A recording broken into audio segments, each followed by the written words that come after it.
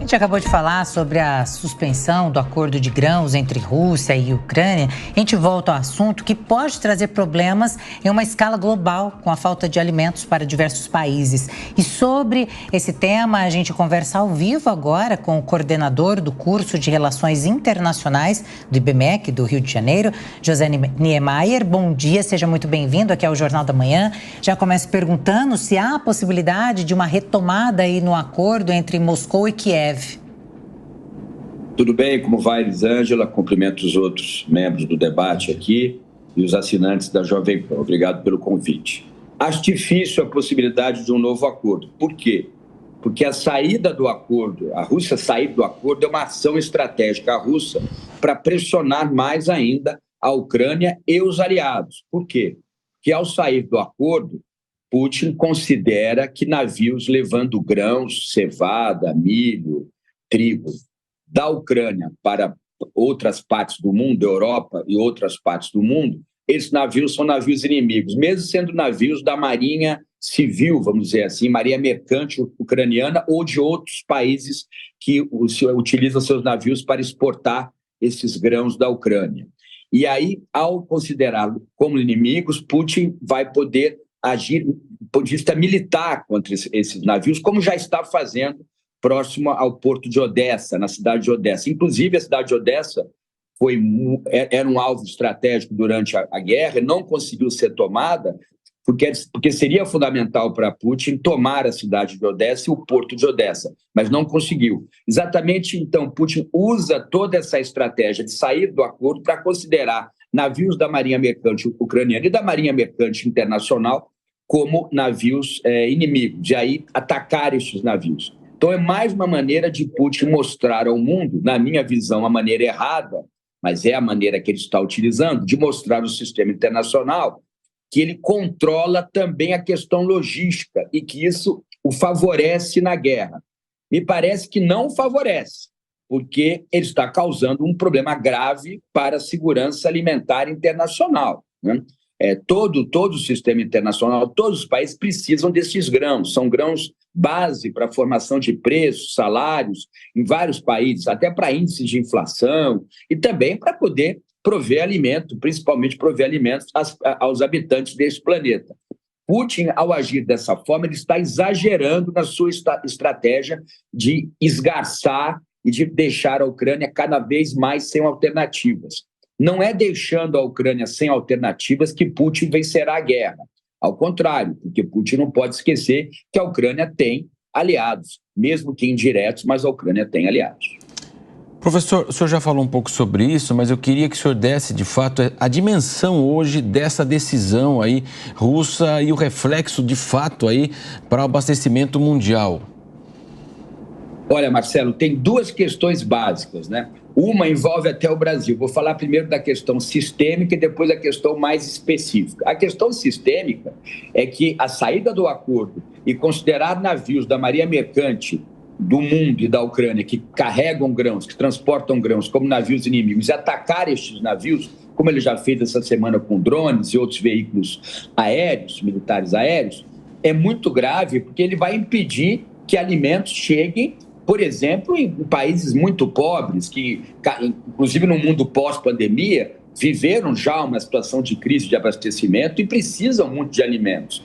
E também, do ponto de vista macroeconômico, Marcelo, na hora que você impede que navios levem trigo de um país A para um país B, ou C ou D, para outros países, você está encarecendo muito o transporte destes grãos. Encarecendo o transporte, o país que está importando esses grãos acaba tendo o que a gente chama em macroeconomia de inflação importada. Inflação importada seria você, além do custo de ter que trazer, de não conseguir produzir no seu país, ao importar, fica cada vez mais caro, porque o transporte, o frete internacional ficou muito mais caro em função das ameaças que esses navios estão sofrendo lá na origem, lá na hora que saem dos países que estão exportando estes grãos. Então, do ponto de vista da inflação, do ponto de vista também de formação de preços de salários, como eu falei, a agricultura é formadora de preços de salários.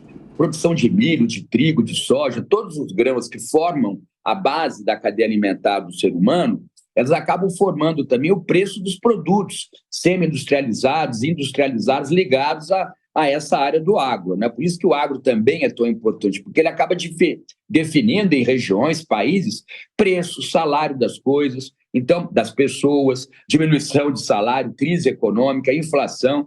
Então, essa ação militar de Putin contra navios da Marinha Mercante Internacional e mesmo ucraniana que carregam grãos, na verdade, é uma ação militar, e aí sim, nós podemos dizer, contra a economia internacional, contra a base econômica internacional.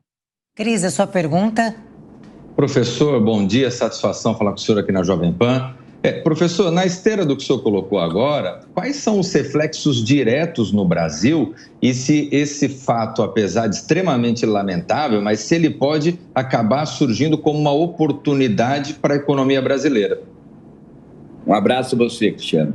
Era a parte específica da minha resposta, né? Muito obrigado, excelente pergunta. O Brasil, numa perspectiva conjuntural, pode se beneficiar disso, porque o Brasil produz estes grãos. Mesmo cevada, nós produzimos em algumas regiões do país. Milho, somos hoje grandes produtores, né? Trigo, nós não produzimos no Rio Grande do Sul e cada vez melhor. A informação que eu tenho é que as lavouras de trigo estão ganhando muita importância, cada vez mais importância, porque o Brasil cada vez está se especializando na produção de trigo e agora, com este problema, o Brasil pode ganhar, do ponto de vista conjuntural, uma oportunidade para poder produzir mais ainda esses produtos, por exemplo, o trigo, e até começar a exportar mais trigo. Quem não vai gostar disso é a Argentina, porque a Argentina é uma grande produtora de trigo e sempre dentro do Mercosul, o Brasil sempre importou muito trigo da Argentina. E trigo é fundamental, né? Porque o trigo forma o preço, né, do pãozinho, por isso que eu falo, forma o preço daquilo que tem a ver com a alimentação diária, com a rotina do brasileiro e de todos os cidadãos desse planeta. Quem que não gosta de pão? Então, o Brasil, na verdade, pode se beneficiar como um grande produtor de grãos que é. Para nós termos uma ideia, a exportação de grãos do Brasil já ultrapassou a exportação de grãos dos Estados Unidos da América. No número, a diferença é grande. Então, já mostra que o Brasil cada vez mais vai ocupar, na minha visão, um protagonismo e será, em breve, um grande produtor e exportador da maioria dos produtos. Até sobre isso, saindo um pouco da questão dos grãos, até vinho nós estamos produzindo no Brasil com muita excelência e exportando. Então, é algo inacreditável. Frutas, nem preciso dizer, carnes, nem preciso dizer. Então, muitas vezes, uma situação de guerra triste, violenta, um caos na terra, como é o caso da guerra na Ucrânia, que já vai entrar no seu segundo ano, milhões de pessoas em processo de imigração forçada, mortes violentas, destruição de infraestrutura. Uma situação como essa, de caos na terra, como eu costumo chamar uma guerra desta proporção, também pode criar, infelizmente, oportunidades para um país como o Brasil, que é um grande produtor dos produtos ligados à cadeia do agronegócio. Falando um pouco sobre isso, professor, o senhor está falando, né, vamos com, infelizmente, quase 2 anos. Como é que o senhor avalia esse momento desse conflito? Sempre fica aquela ameaça nuclear, sempre fica do transbordamento aí. Há pouco nós tivemos aquela discussão da OTAN, se a Ucrânia já entrava agora, o que poderia motivar, evidentemente, uma reação dos países membros. E aí nós tivemos aí, claro, o recuo, ela acabou não entrando. Como é que o senhor avalia esse conflito neste momento? Olha, ocorreu alguma coisa, Marcelo, e claro que algum processo de bastidor, mas a gente parou um pouco de ouvir o discurso, tanto o discurso do Estado russo de ameaçar com artefato estratégico nuclear, como dos aliados também da OTAN em aumentar a intervenção. Eu percebi nas últimas semanas, já mais do que uns 2 meses, uma diminuição nesse discurso. Isso pode ter a ver com 2 coisas. Da parte da Rússia, pode ter a ver com uma maior parceria com a China. Não é uma parceria militar, pelo menos assim, com muita transparência, né? Mas eu soube que nós temos essa informação, estamos discutindo isso no BMEC, nos nossos cenários, que a China cada vez mais está importando petróleo e carvão russo. Então, está aumentando o que nós chamamos em relações internacionais da interdependência complexa entre China e Rússia. E isso pode ter mostrado aos aliados da OTAN, próximos à Ucrânia, que a China está se aproximando. Por mais que eu não veja a China, isso é algo até para a gente discutir em outras ocasiões, não vejo a China buscando no sistema internacional um papel de hegemonia.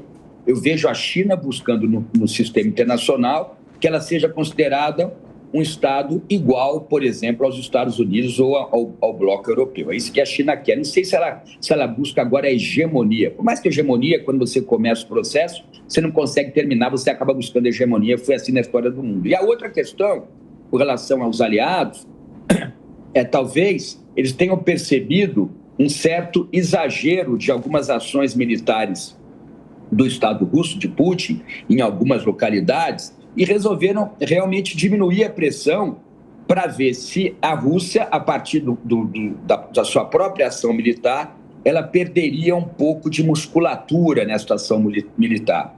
Mas não é o que está acontecendo. O que a gente pode perceber, do ponto de vista estratégico, dos meios utilizados, é uma maior utilização de meios aéreos, inclusive aí coloca os drones, né, todo o agrupamento de drones.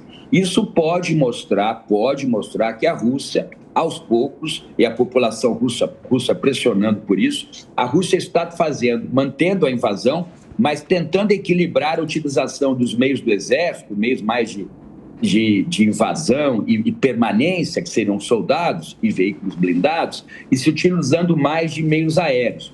Pode ser que a gente esteja numa fase, e aí uma questão até de você calcular os meios que estão sendo utilizados, os serviços secretos estão fazendo isso. Uma fase de utilização mais de meios aéreos. Mas no frigir dos ovos, o que eu sinto são os aliados esperando um pouco uma certa perda de musculatura por parte do Estado russo e a Rússia contando com uma parceria com a China, que eu não acho que vai levar a nada do ponto de vista estratégico militar, mas que é uma parceria econômico-comercial cada vez mais consolidada. E isso é grave no sentido do sistema internacional, os aliados da Ucrânia devem estar percebendo, é grave porque acaba mostrando um mundo mais dividido. É um mundo mais dividido, inclusive na questão do comércio, como a gente acabou de falar, mostra fraturas no sistema internacional, mas, ao mesmo tempo, quero deixar claro aquilo que falei há pouco. A China não tem a pretensão de ser país hegemônico nas próximas décadas. Não. A China tem a pretensão de ser vista como um país igual às outras potências. Muito bem, conversamos com o coordenador do curso de Relações Internacionais do IBMEC, José Niemeyer. Muito obrigada pelas informações esclarecedoras. Um ótimo dia para você. Um abraço, Elis, Cris, Marcelo, e um abraço a todos os assinantes da Jovem Pan. Muito obrigado.